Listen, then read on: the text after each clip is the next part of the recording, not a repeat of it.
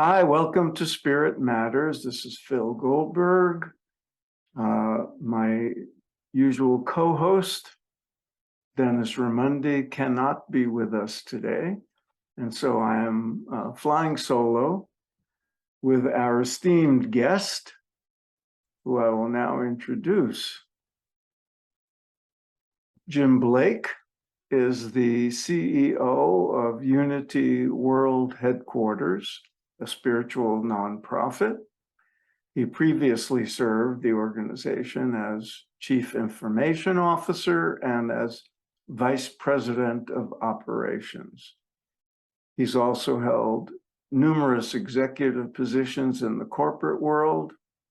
He has a master's degree in divinity, or Master's of Divinity degree. He's an ordained Unity minister, and he's the author of the book we'll be discussing today, the Zen Executive, Gems of Wisdom for Enlightened Leadership. Welcome, Jim. Thank you, sir. It is my honor and privilege to be with you today. Let's begin, as we like to do on Spirit Matters, with an overview of your own spiritual path. If you could give us the highlights, how you came to the path you're on, and then we'll get to your book. Sure. So I didn't grow up in a particularly religious family. The only thing that my mother was really religious about was putting me on a Sunday school bus to go to the Baptist Sunday school from the ages of about 7 to 11. And so that was my first exposure to any sort of religion. And once I got a little too old for the Sunday school program, my family wasn't church. So I didn't go to a lot of church except for on some special occasions.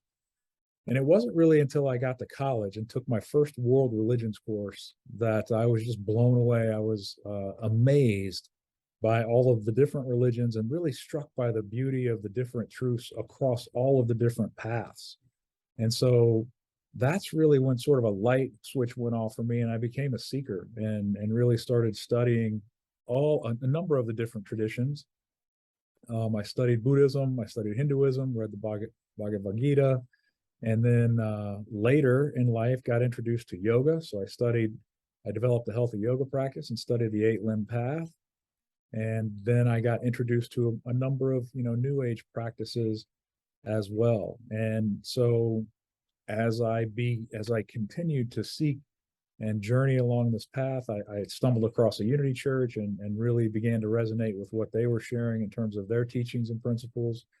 And all of those things began to sort of filter over into my personal life. I sort of had this inner dialogue about, why do we compartmentalize what we do at work versus what we do on the spiritual path? And is there a way that these two can coexist? And so that's a little bit about my journey and sort of how I got to where I am today. Which brings us to your book. But first, for those listeners and viewers who are not familiar with Unity, and I'm sure many are, give us a quick understanding of Unity's place in the spiritual and religious spectrum. Sure. So in the late 1800s, something evolved called New Thought, and ultimately it has become a tradition. But New Thought is an umbrella term that contains several traditions, if you will. Unity is one, Centers for Spiritual Living is another. For those of you that are familiar with Reverend Dr. Michael Beckwith and his Agape Center, it falls under the umbrella of New Thought. Divine Science, all of these they're all different traditions, but they largely teach the same principles. A little bit different nomenclature in each, but they're largely teaching the same thing. And these principles, I'll speak to Unity specifically. So the co-founders, Charles and Myrtle Fillmore, who founded this movement in the late 1800s, healed themselves using today what we now is known to be scientifically proven, but by changing their thoughts, managing their emotions, it had a direct impact on the body, and it had a direct impact on their healing. And so they began to then put sort of together this set of principles, the tools and techniques that they used, I will tell you that both were well studied in the Eastern traditions. And how they landed on the name Unity is they believed they brought forth some of the principles that ran common across all the worldly traditions and put them into one place, which is how they arrived at the name Unity. Once they began sharing this work and the teachings, a large prayer ministry developed. Myrtle began to pray with others for their healing, and after some demonstrated works, it became very popular. What grew out of that is about a 128-year-old prayer ministry where people can write, they can call in, they can submit electronic prayer requests. They are prayed over by prayer associates every hour of the day, 24/7, 365. That's been happening for well over 100 years. They're held in the prayer vigil chapel for 30 days after the request is made. In addition to that, they started publishing magazines. Our flagship magazine is Daily Word.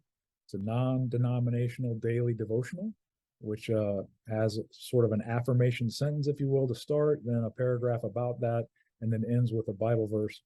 We also publish Unity Magazine, which is sort of a new thought magazine, if you will. So some of the same teachers that you might find on Oprah's Super Soul Sunday, you'll find in this magazine. Lots of booklets, so a spiritual approach to everything from healing to addiction to prosperity to becoming a caregiver. Those are all done in booklets each year. And then finally, as they grew, they began to purchase some farmland just outside of Kansas City, and that has evolved into about a 1,200-acre campus, which has a state-of-the-art hotel and conference center, a golf course, a couple of fishing lakes. It's basically a resort property, and there are a number of retreats and events that are spiritually centric that are held here each year. Does that help?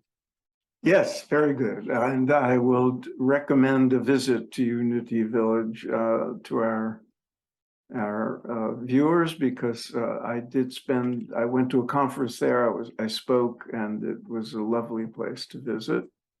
Thank you. Jim, why the book? Why the Zen Executive? So as I mentioned, as these sort of spiritual practices started to bleed over into my corporate life, a couple of other things began to happen.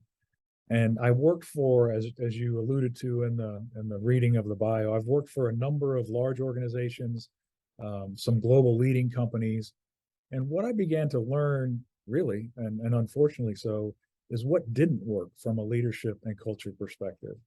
And that sort of put me on, again, a seeker's path, if you will, for there's got to be a better way to lead. There's got to be better ways to lead than what I'm experiencing. There's got to be better ways to establish healthy culture that really work.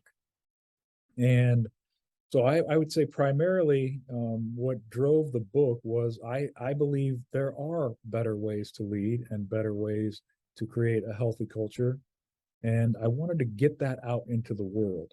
We're under this misconception that the old school leadership styles of fear and intimidation and command and control are the only way to lead organizations. And what I would suggest, and what I suggest in the book, is it's just not true. In fact, the opposite approach is going to get you even greater results. When you treat people with compassion, lift them up, make sure they feel seen and heard, and really appreciate what they do, care about their self-care, you end up with a far more productive person than if they're spending all of their time scared that they're going to get fired, afraid to bring you any suggestions for improvement, nervous about their job on a regular basis. So they're anxiety ridden and filled with fear. They're not performing at their best when they're in that sort of state. And here's the difficult part. That doesn't get left at the office. They take that home. So now they're out in the world with all of that same emotional baggage, if you will, when there is another way, when you can lead the other way, which will create greater and great engagement, greater productivity.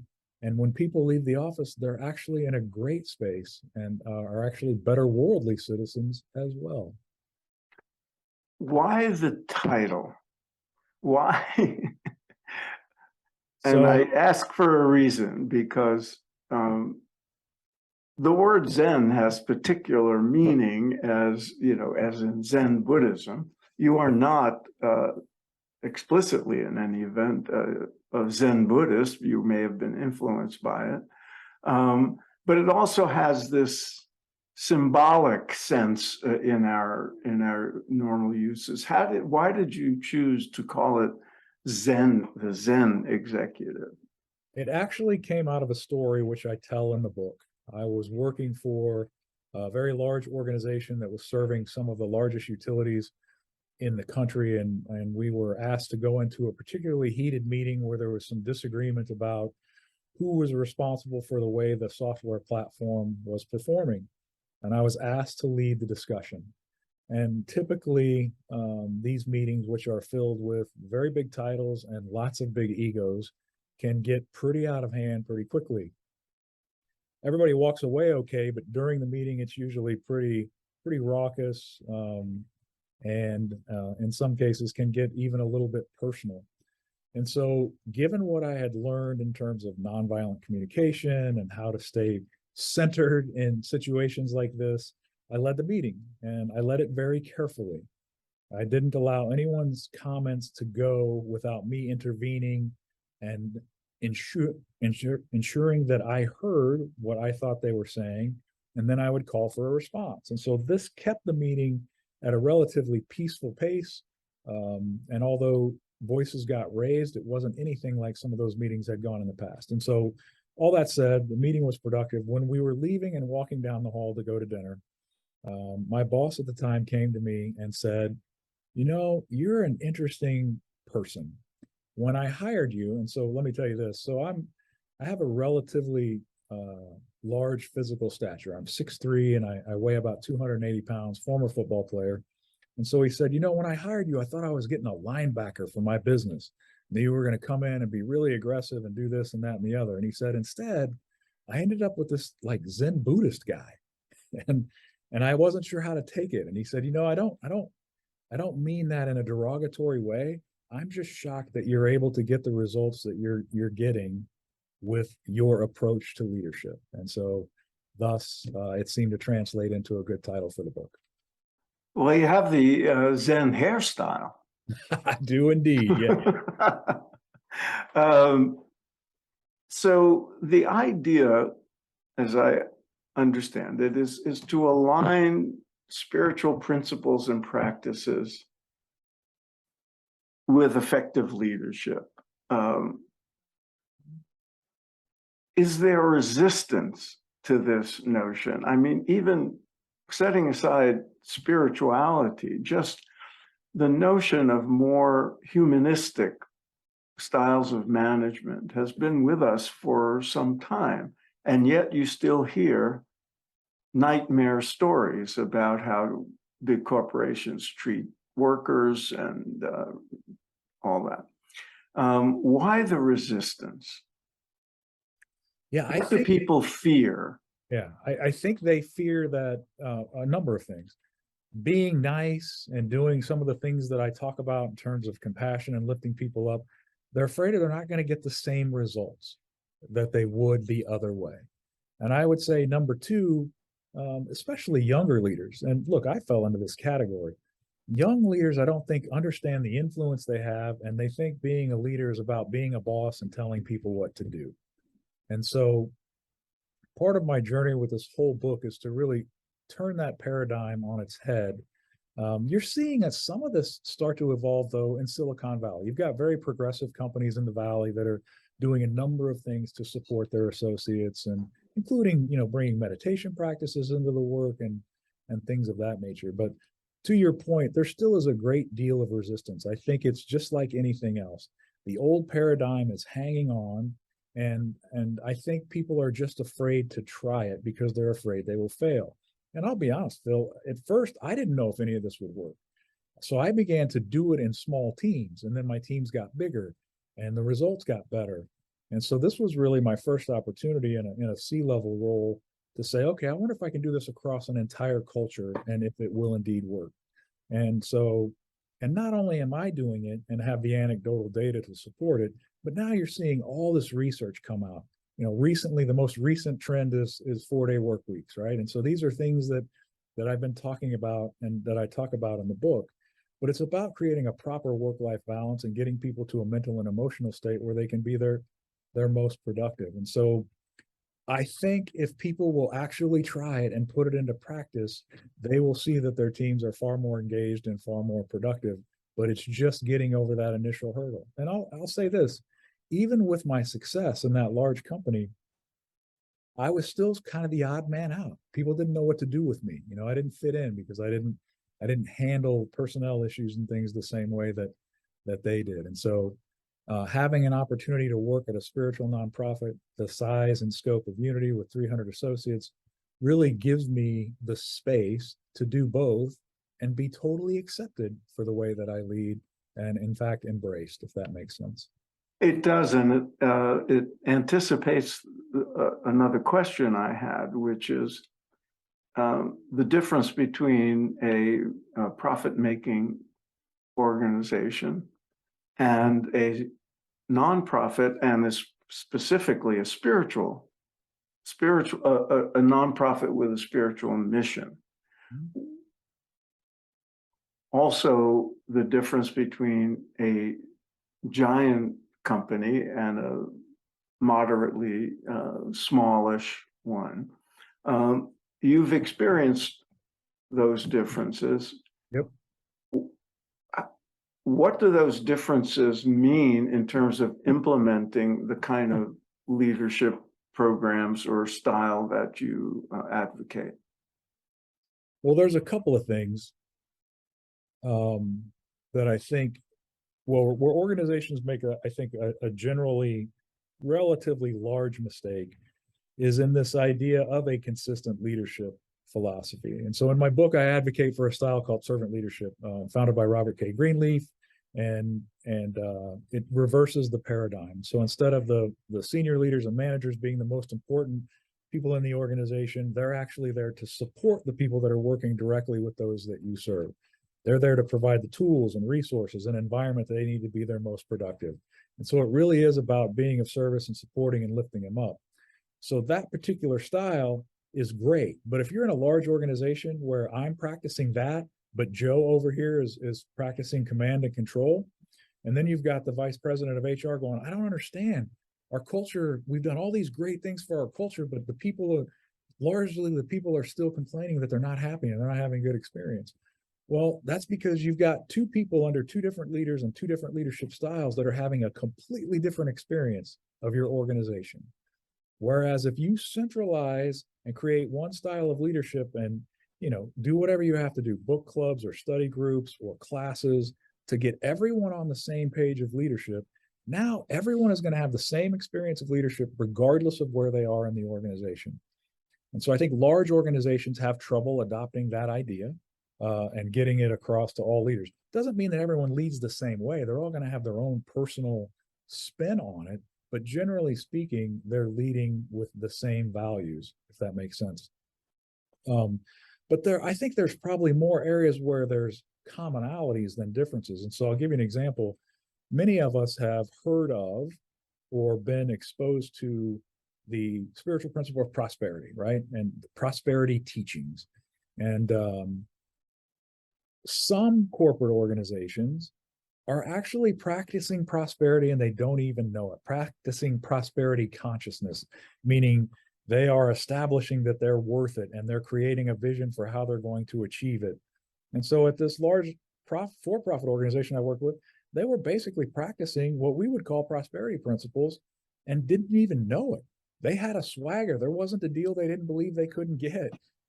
There wasn't a budget gap they didn't think they could close through hard work and additional sales. And it was amazing to me. And they weren't necessarily doing it in service to greed per se, as they felt like that was their mission, was to go and achieve these results, and they were worthy of it. And so it was interesting for me to see that and then make the connection. Wow, they're practicing prosperity principles right here and they don't even know it. And so I think that's true across any size organization, that some of these things you can do regardless of size and scope. Others, like I talked about, standardizing on a single leadership philosophy, you may have a little bit more challenge with, if that makes sense. And I would think that a profit-making corporate company would be less accepting of these principles because it might be seen as too soft or foreign to what they're accustomed to. Whereas it's spiritual, so a spiritual organization would embrace them. Is that?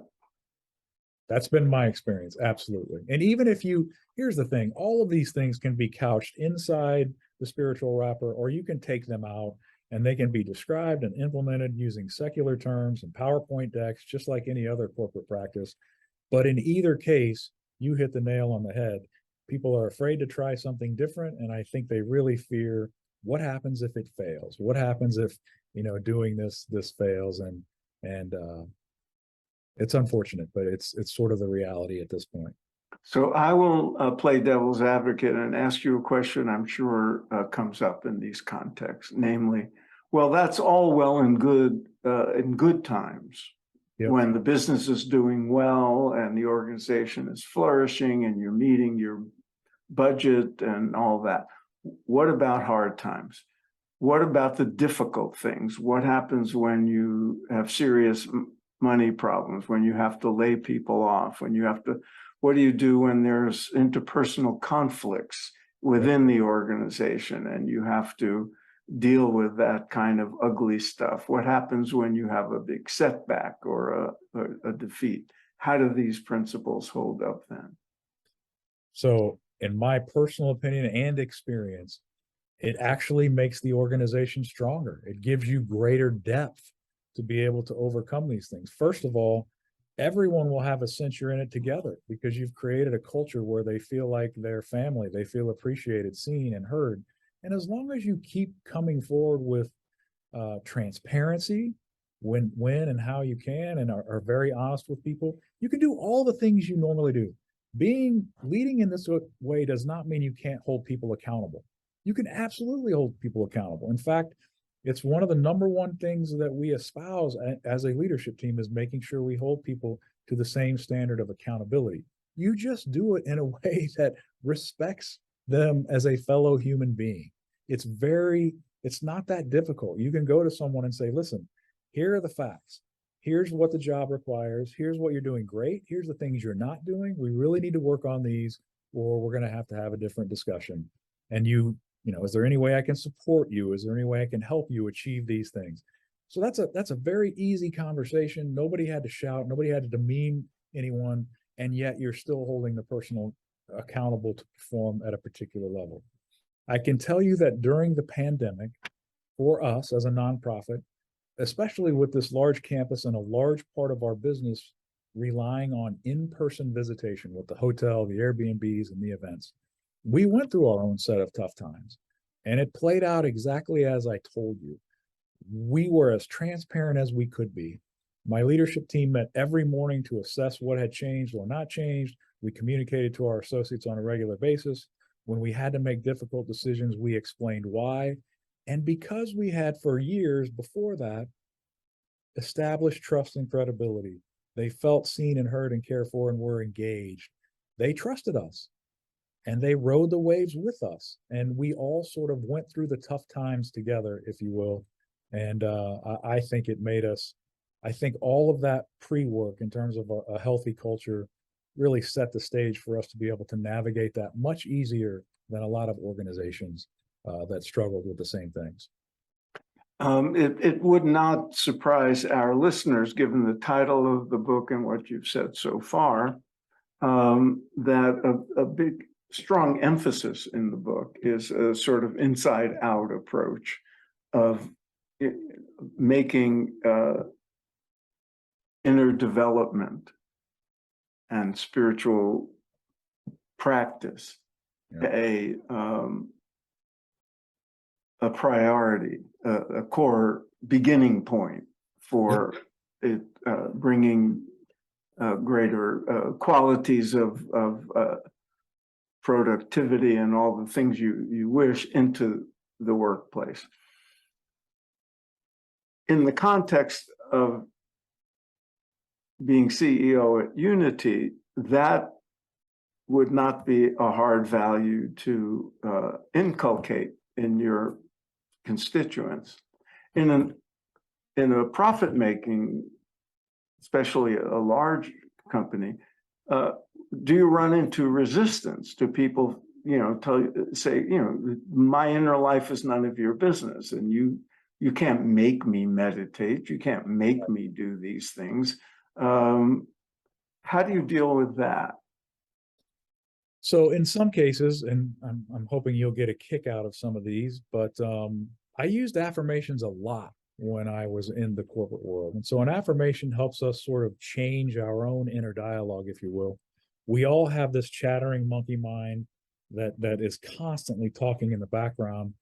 And in a lot of cases, it can be critical and it can be negative and can always bring forth the worst possible outcome. And so affirmations as a spiritual tool and resource help us reset that, catch ourselves spinning in one of these negative thinking loops. We say our affirmation to lift us out of it, and it basically change the way that we are thinking. And over time, it will end up changing our perception and our behavior. So how did I use that there? So one of the things I knew when I took over one of the roles was we were going to have to do a lot of changes.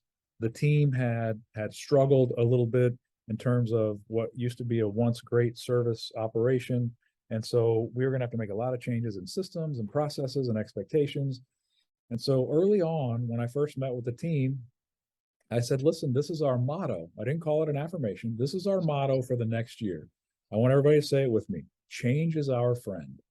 And so that became our motto. And after a while, they began to joke with me about it. They're like, okay, we know, Jim, change is our friend. Because every time I'd introduce a new change or a change in direction, we would talk about it.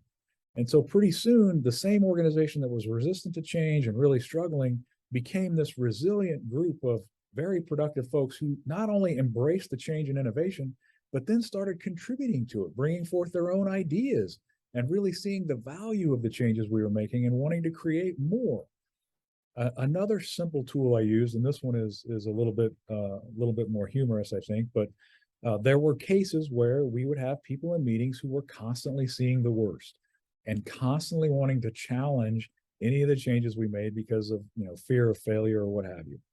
And so I found this old saying that was taught in one of the teenage classes I worked in, and it basically goes like this: your mind is the garden, your thoughts are the seeds, you can grow flowers or you can grow weeds. And so when people would spin down that negative thing, I would bring that up. And people chuckled about it at first, but then what happened is later on, they would police themselves. So you'd catch one associate going, okay, come on, Phil, you're really spinning down and you're growing weeds here. And we're trying to focus on what the positives are of this particular solution and how it can be successful rather than how it can fail. And so little things like that, I think went a long ways to getting it across without bringing all of the overhead of spirituality or those sorts of things. Do you ever run into the opposite of what I asked about? And I'm basing this question on memories of the early days of my spiritual path when my fellow travelers were young and perhaps a bit naive, that because when people are spiritually afire and their path is priority.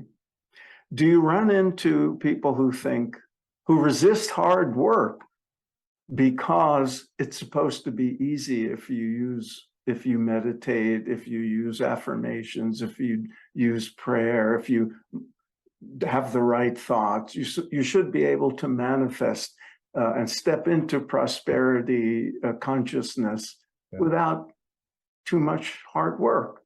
Do you run?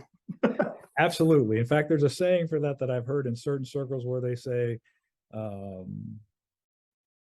they are so, how do they say it? They're so spiritually, they're so ethereal, they're of no earthly good. That's the saying that I was trying to and what people I think miss is, if you really look at what we're talking about here, and this is across all the traditions, but the creation process or the manifestation process involves 3 steps. Starts in the mind. Everything in the world that you see started out as an idea in someone's mind, right? So it starts with thoughts, and then you begin to bring form to those thoughts using our words. So it's thoughts and words. The last piece is the one people often overlook: action. You have to start taking small steps towards those things that you're thinking and affirming. Because if you do the first 2 without the third, you're not going to manifest. In addition, I would say if your thoughts or words are out of alignment, so you're thinking positive, but you're saying the opposite of what you're thinking out of habit or what have you, or your actions aren't aligning with your thoughts and words, then you're not going to be successful in the creative process. So it has happened, and people do often overlook that last step. And so we have to have a conversation about how we need to have a little more activity to achieve the goals we're seeking to achieve. Well, I will affirm that in all my research with prominent gurus, they're among the hardest working people I've ever known. Precisely. They stay cheerful and calm and pleasant, but they work long hours, and they. I was struck in looking at your book that the very first chapter is called "Making Money is Permissible." Mm-hmm. Why was it necessary to write that chapter, and why did it come first? Primarily, I think that there has been, especially in the West, this association with profit and making money is inherently bad, and it's largely based on historical data and figures where greed has been in place. But in general, money is not bad. Having nice things is not bad. Wanting to be prosperous or rich or profitable is not bad. Every organization in the world that exists is going to need money if they're going to continue to exist. And so we really have to separate, especially in the nonprofit and spiritual world, we have to separate this notion that you're somehow less spiritual or less enlightened if you are making a lot of money or pushing towards making a lot of money, because money is the energy, it's the energy and the currency of the day. And so without it, none of us are going to survive. And so I just really wanted to put to bed this notion that making money or being prosperous is a bad thing, and that you can actually do both. You can do some really powerful and great work in the world and also be prosperous. The two don't have to be mutually exclusive. Another of your chapters is titled "Avoiding Common Missteps." What are the missteps, and what are the antidotes? So we've talked about two of them already. One of the first ones is the common leadership philosophy. I think companies spend an inordinate amount of money on trying to figure out, how do I create a healthy culture and how do I get my folks more engaged? And so that common leadership philosophy, and one that is supportive in nature, will get you there. It's often overlooked. You see it all the time, and I sort of alluded to it earlier.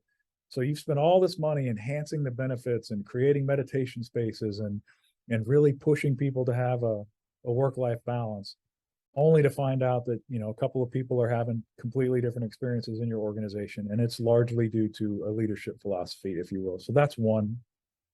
The second one is around creativity and creation and manifestation. It's important to have those three elements that we talked about. And so often folks will have the thoughts and the words and the actions like we talked about, but they'll be misaligned, or they're missing one of the steps, like the action step that we talked about. So those are two of the biggest ones that I see most often. Are you running it? We're recording this on July 27th, 2022. The Fed just raised interest rates again in an attempt to control inflation. We're having a heat wave across the US and Europe that was devastating, climate changes. And there's a lot of fear afoot and anxiety in these unusual times. Does this style of leadership come into play in particular ways, in specific ways to handle? I mean, you are the leader of an organization. Right. Some of our listeners may be managing teams of various sizes or businesses of various sizes. How do you help people who are under your umbrella deal with the kind of fear and anxiety that seems to be afoot these days? So that is a great question. And one of the core tenets of not only servant leadership, but of this whole style is empathy. You have to have the ability to understand where the people on your teams are coming from. What are they dealing with? And oftentimes when we have someone that's struggling in a particular position, our first question is, why can't you do this better? It's, is everything okay? Is there something happening in your personal life that may be impacting your ability to do the work? And so you start from an empathetic place, and so that holds true across all of this, understanding what your teams are facing in the real world. It does no good to ignore it. And so you can couch some things that you're doing in the organization around the recognition of what's happening in the world. You can provide support resources. You can create discussion groups for people to talk about these things. But most importantly, it's really just about listening deeply and empathizing with where people are. And if you can provide any form of support or coaching or help, then you're doing that. And so whatever that looks like. And so and the more you're able to connect with people where they are and what they're dealing with, the better results you're going to have. You're going to earn their trust, you're going to earn their respect, you're going to earn their loyalty, and they're going to feel supported and cared for in the organization. And so, listen, we're all struggling with these same things. You're right. I could look around and we could talk about the chaos that is showing up in all sorts of areas. We can't live there. We can't ignore it either. You can't do the spiritual bypass thing where we just put a bunch of positive platitudes over it. You have to talk about the reality of what's there. And to your point, if there are resources, tools, books, booklets, things that you can, provide to people to help them better cope with some of these things. There are lots of practices and tools and resources emerging to help people sort of stay centered, to not get caught in that spiral of anxiety. And so I think putting those things in place, letting people know you're there, can go a long way in terms of not only supporting your folks, but deepening your relationship with them as well. Thanks, Jim. Final question by way of leaving our listeners with a good starting point if they want to implement some of the principles in your book, and I'll hold it up again, the Zen Executive. Thank you. How would you advise them? And this may be a separate question, but it may be tied in. You speak a lot about the importance of mission statements as a setting a certain guiding principle. Yep. Take those two separate questions and do with what you will with us. Sure. So the first one, I think where you begin, you mentioned it earlier, it really is an inside out process. And so there's two big takeaways here. The first one is first, understand your influence. And we've alluded to it, but I want to say it more directly. Understand your influence as a leader. The way you lead directly impacts those that serve on your team, emotionally and mentally, and in some cases, physically. And so the better and safer they feel working on your team, the healthier they're going to be. And the same holds true for you.